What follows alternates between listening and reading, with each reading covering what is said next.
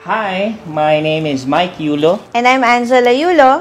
And we just want to share na sobrang ganda ng pinagbago namin ng buhay namin dito sa iFern.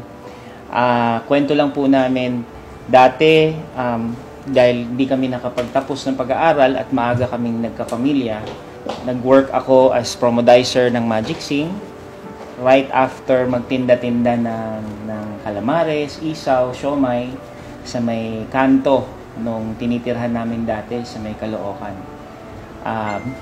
Bahay ng aming biyanan. Dito, nagtitinda ako ng calamares, siomai, isaw. Pinakiusapan ko si Kuya Alex, yung may-ari ng tindahan, baka pwedeng pumuesto dito. Nakilala ko si Michael, uupa raw sila rito na magtatayo sila na siomai. Sila na nagbigay ng magkanong upan daw nila. Sabi ko, 1.5. So, hindi 1.5, isang buwan. Walang-wala dati sa pagpupursige, sa pagsisikap, laban lang sa pangarap. Ayan, may pag-asenso talaga. Naalala ko dati, nung nagtitinda ako dito, kailangan kong gumising ng madaling araw para mamalengke sa Blumentritt. Tapos, pag-uwi, lilinisan yung mga paninda, ipe-prepare, papahinga. Pag magtatanghalian, after ng tanghalian, ayun na, dadaling ko na yung mga paninda ko dito, bubuhatin ko na yung mga booth, yan, yung kariton, ipopwesto ko na, isi-set up ko na dito, tapos isi-set up ko na yung paninda, tapos ayun, magtitinda na. Naisipan kong pumwesto dito kasi maraming tao, maraming off-track betting. Kumikita naman, maraming taong madiskarte, tsaka talagang desidido sa trabaho, tsaka magaling dumiskarte sa tao na makipag-usap. Okay naman ang benta, minsan 200, minsan 300, sakto pang gatas, pandagdag pangkain para sa pamilya. Kasi nung time na yon, meron na kaming 2 anak nung misis ko. Very clearly remember, nakatira pa kami nun sa Caloocan. Ayun, himihingi pa rin kami ng tulong sa mommy ko. Dito kami na. Tahimik Street sa Banal. Yan. Ano na ito, boundary ng Caloocan at Quezon City.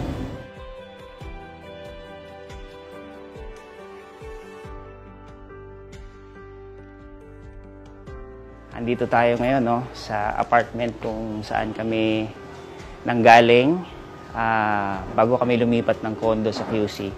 Apartment to ng biyenan ko. Nung walang-wala kami, sa kanila ako lumapit para makituloy. Ayan, so tingnan natin. Ayan, tita ni Mrs.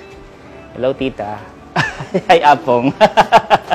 Okay, this is my mom's house actually. So sabi ng mami ko, oy, ako naman ang nagbabayad ng rent doon, di doon ka na lang tumira.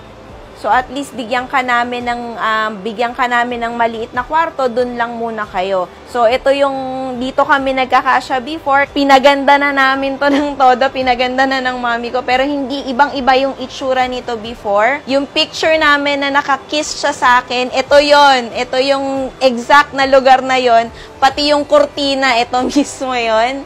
Ayan, yung blinds na yan, dyan yung exact na location kung saan yung tinake yung picture na yon. Yung kinikita namin ni Upline Mike sa pagtitinda ng calamares, ng siomai, hindi talaga enough. Minsan 300 kulang pa. Siguro i-tour ko kayo sa buong bahay, makita ninyo kung saan yung eksaktong tinutuluyan namin sa bahay na to. Ayan, tara. So ayan, dito kami nakatira dati. Ito, puro bagong gamit na nga to actually eh. Dito dati, ang daming tambak dito na gamit. Ito yung kwarto namin dati. Ito yung eksaktong kwarto namin. Kasama ko dito yun, kami ng asawa ko, tapos yung 2 anak namin. Ayan, dito, meron lang kami ditong parang sofa bed. Foam lang yan. Diyan namin nilalagay. Tapos, dito na kami basically the whole room, ito na yon, walang aircon, electric fan lang. Minsan, pinotopak pa yung electric fan namin. Ito, talaga, sa akin talaga to matagal na yan. Yan lang ang closet ko dati.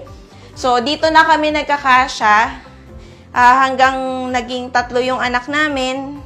Yon, dito na kami bumuo ng family talaga. Ilang taon din kaming nakatira dito. Dito yung kwarto ng mga pinsan ko, ng pamangkin ko, tsaka yung dati lola ko dyan natutulog. Ayan. Makikita ninyo, dito kami nagsimula. Ito yung buhay namin before. Kumbaga, walang paweran to. No joke to, no hype. Kasi bakit tita ko mismo nandito? Ayan. Hanggang ngayon, dito pa rin nakatira tita ko. So, sobrang laki ng pinagbago ng buhay namin. Sobrang, kung meron man akong siguro, pinakamalaking pinagpapasalamat sa Diyos is yung nakita nyo naman, di ba? Tapos mamaya makikita nyo yung bagong bahay namin. Ang laki nung naging difference, ang laki ng binago ni iFern sa buhay namin. So, ito kami dati, mamaya makikita nyo kung sino na kami ngayon. After ko mahirapan sa pagtitinda-tinda, sabi ko, ba't di na ako mag-apply ng trabaho? So, nag-apply ako trabaho, doon ako naging promodizer ng Magic Sing. Okay, naging promodizer ng Magic Sing, naging cashier ako ng Belgian Waffle. Hanggang sa, nung nasubukan ko yun, wala rin, maliit din ang income. Yun na nga, may pangarap tayo na mas magandang buhay para sa pamilya. So, doon ako sumubok mag-network marketing. Ang kumpanya na sinalihan ko noong time na yon, doon ko nakilala at naging downline ang top 1 ngayon ng iFern, si upline Zach Lopez. Una kami nagkakilala, he was just a promodizer, and si Angela naman, nagbebenta lang ng kung ano-ano. Na wala naman stable talagang income for their family. Then, nag-try mag-network marketing, doon kami nagkakilala sa una naming company, parehas kaming hindi naging successful that time. At ito nakakatuwa. Andito tayo sa Mamihan, kung saan kumakain kami ni upline Zach Lopez dati. Yan, tuwing gabi after namin humataw, after namin umikot. Yan, dito kami nagmamami. 15 pesos isang mami, sold na kami. Sila po yung customer namin lagi. Sa paggabi, tapos pagdating nila sa umaga, kakain sila ng tapsilog tsaka mami. Wala pa kasi kaming lugaw noon eh. Bago pa lang ngayon, meron na. Noon pa po, 2006 kami dito. Kaya nakilala ko na po sila dalawa mag-asawa. Pati yung baby nila, yung panganay, tsaka yung pangalawa na pe. Kasi di na sila nagluluto, dito na po sila. Yun na, dito yung bahay nila, ay kusina nila. Dalawa. Opo, galing po sila sa trabaho noon. Na-invite siya sa network marketing business. That was his first company. Nung na-invite siya doon, ako, suporta lang talaga. Ang nangyari pa noon, kasi wala kaming pangsali, talagang ibinenta niya pa yung cellphone ko, naregalo pa ng mami ko. So, ang ginawa niya, sabi niya sa akin, Mami, ibenta na lang natin yung cellphone mo.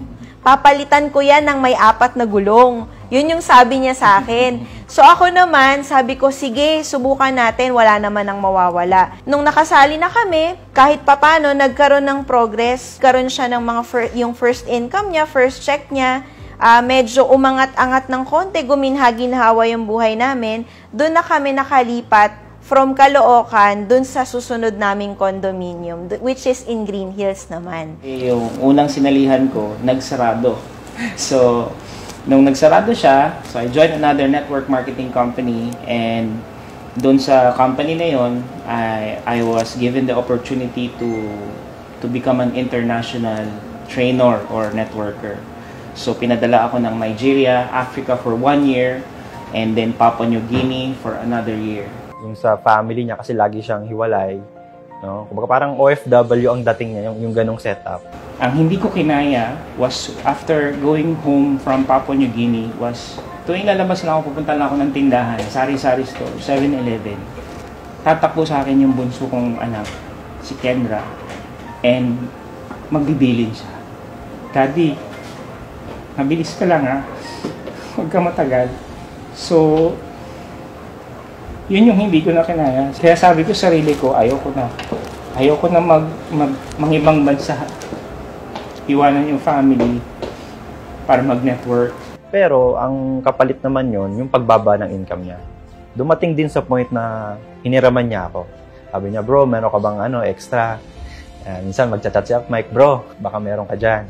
Ang income ko na lang 50,000. So, parang ang tinatrabaho ko na lang, renta at saka sasakyan. So, pag kumain kami, negative na. Yung, like, hindi ako makahingi ng gusto ko or hindi mabili yung gusto ko. Every time na mag-aasa ko, they're saving money. they need to pay something else. Mayroong times na nag-aaway sila ni Mommy dahil sa money, ganito, ganyan. Yung utang namin sa bahay, umabot na ng 3 buwan. Yung tubig, kuryente namin, ganun din. And nahatak na yung sasakyan. One day na lang nagising ako, wala na pala kaming car. One day na lang, nagko-commute na kami. Nagko-commute na kami. One day, pagbaba namin, wala na nakalagay doon sa parking. Pinakawala na namin yung sasakyan. Yung mag-asawa, once a day na lang kumakain. Para yung mga natitirang pera nila, para ipakain na lang, lalo na may baby pa sila. So, in short, talagang tiisan silang mag-asawa eh. Kalahin mo once a day. Kaya nga every time papa-meeting, since kumikita naman ako, papipiliin ko si Angge, tara, saan tayo kakain? Diba? And for that, sobrang tuwa na sila. Sa grabe nung hirap namin nung time na yun, dumating kami sa point na mamimili lang kami kung kakain ba kami o yung mga anak namin.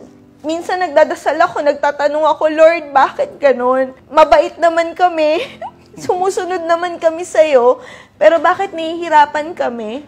Bakit ganito yung buhay namin? Bakit hindi man lang kami makaranas ng kahit konting ginhawa? Bakit yung nararanasan ng ibang tao, hindi naman maibigay sa amin? And yun yung sitwasyon namin just last year lang, May of 2019. Right before, yun na, kinausap na namin si Upline Zack. Okay, Upline Zack used to be my downline from one of the companies na sinalihan ko na nag-close. Tanggap nila, with all humility, na iba na ngayon. Ako na yung upline, sila na yung downline, and nakinig sila 101%. Sabi ni Upline Zack sa akin nung nag-usap kami for the first time after so many years kami nagkahiwalay. Sabi niya, Upline, grabe, ang dali-dali pala mag-networking. Ang gaan-gaan pala, ang simple-simple lang. And syntax error ako. Parang hindi mag-register sa utak ko. Sabi ko, paano nangyaring madali? Ang tagal ko nagne-network, sobrang hirap. Sobrang hirap. Tapos sinasabi nito ngayon, ang dali-dali. Kaya pala, when I started doing iFern, naramdaman ko yung gaan. Kung gaano pala talaga kagaan gawin si iFern because of Sir Tumanitan. And siya na ngayon yung upline, baliktad na. And I'm very happy na siya ngayon yung upline ko. He is now my mentor. He has guided me. Sobrang galing niya, doon ko nalaman na, doon namin na tinawag si Upline Zack na angel namin. So he's the angel who brought us a better life here in iFern. Dinala kami sa iFern. And in just 1 month, I was able to earn almost 200,000 kaming dalawa. Sumunod na buwan, another 200,000. Sumunod na buwan, 250. Sumunod na buwan, 300,000 isang buwan. And parang talagang naloloka na kami. Paano nangyari to? Sobrang gaan, sobrang bilis talaga. And then, in just a matter of 4 months, nag-Millionaires Club po tayo. And in 10 months, nag-Multi-Millionaires Club. And, ang pinakamasaya po, during pandemic, May 2020, was the time we were able to hit for the first time 1 million pesos combined income in just 1 month. Exactly 1 year, dun sa kinikwento naming sitwasyon namin dati. 3 months delayed, utang kaliwat kanan, hatak ang kotse. That was May 2019. And May 2020, during pandemic, kumita kami ni Mrs. ng 1 million mahigit combined income. Sa isang buwan. At pataas na siya ng pataas na. On the 3rd month of doing the business, actually 2 months mahigit pa lang, napalitan ko yung sasakyan ko with a Chevrolet Sail. Tapos noon, 1 year and 1 month, nakabili kami ng Porsche Macan. And we just recently moved to a bigger luxury condo this time here in Wakwak. Yung condo namin ngayon, this is times 3 nung dati naming condominium. Times 3, times 4. So, nung nakita nila, pagpasok nila, nakita nila yung pinto pa lang, yung entrance pa lang, yung foyer pa lang namin. Grabe na. Ang ganda-ganda. Wow talaga. Napaka-wow kasi unang glance mo pa lang, isipin mo yung bahay namin, kwarto lang. Kasi yung kwarto ko, kasing laki ng bahay namin. Ganun siya. Yung kwarto ko kasing laki lang ng sala namin. Tapos nung nakita niya yung dining, yung anak ko, yung isa sabi niya sa akin, yes, finally, we can eat together. Habang umiikot siya, sumisigaw siya, wow, this table is huge. We can finally eat together. Doon sa dati naming kondo, yung kitchen namin, 4-seater lang yung table namin. Tapos dahil sobrang liit lang niya, hindi kami pwedeng sabay-sabay kumain. Tapos nung nakita nila yung mga kwarto nila, ang lalaki, sabi nila, Mami, ang ganda-ganda dito. Tapos may kanya-kanya silang aircon, may kanya-kanya silang TV. Hindi na sila nag-aagawan kasi sa dati naming kondo, grabe, talagang kung sino yung nauna sa TV, siya na yung magdo-dominate ng buong araw. Tapos hati-hati lang talaga sila. And ang ganda, ang laki pa ng balcony namin. Kala mo, pwede kami mag-garden, no? Sa mataas, sa 25th floor, pwede mag-garden sa balcony. Masabi ko lang po sa mga nakakapanood sa amin ngayon, pwede kasing ito na yung matagal mo nang pinagdadasal. Parang ako din, nung nakaraang taon, yun pala, matagal nang pinapakita sa akin ni Lord, ini-ignore ko lang. Hindi lang namin binibigyan ng pansin. So, maaring ito na pala yung pinagdadasal mo, ito na pala yung hinihingi mo sa Kanya na kaginhawaan.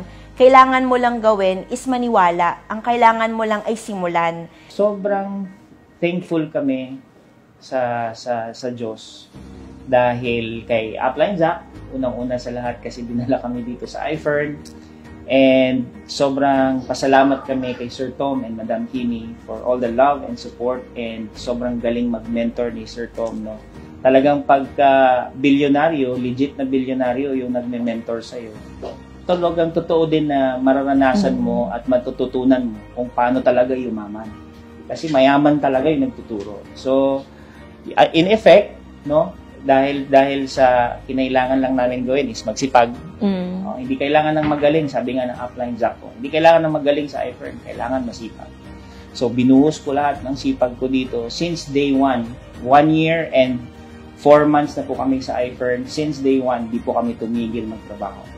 And ngayon, we are living not just the life, but the luxury life na binibigay at ino-offer ng iFern. We are now living in a luxury condominium here in Wakwak. 180 square meters. Talagang yung misis ko, pag may nag-doorbell, galing kwarto papunta sa pinaka-entrance ng condo, hingal na, pagod na agad, di ba? So, sa sobrang laki. Samantalang dati, pagpasok namin, sala na, kanan ka lang ng konti kusina, akyat ka 2 kwarto. Yun na yun. Tapos nakita niyo naman yung bahay namin sa Caloocan. Yun, mas matindi yun. Pero dito, binibiro ako ng misis ko tuwing umaga. Anong oras tayo mag-check out? Parang hotel. Okay, parang hotel yung tinitirhan namin ngayon. And sobrang thank you sa mga advice ni Sir Tom. Hindi kami makakarating dito. So, nasan kami ngayon kung hindi kami sumunod kay Sir Tom? Yes, Sir Tom lang. Sobrang salamat talaga, iFern. Thank you, Lord, of course. To you be all the glory, no, sa Panginoon, sa Diyos ang lahat ng papuri. Kasi all of this would not have been possible kung wala siya. So maraming salamat talaga.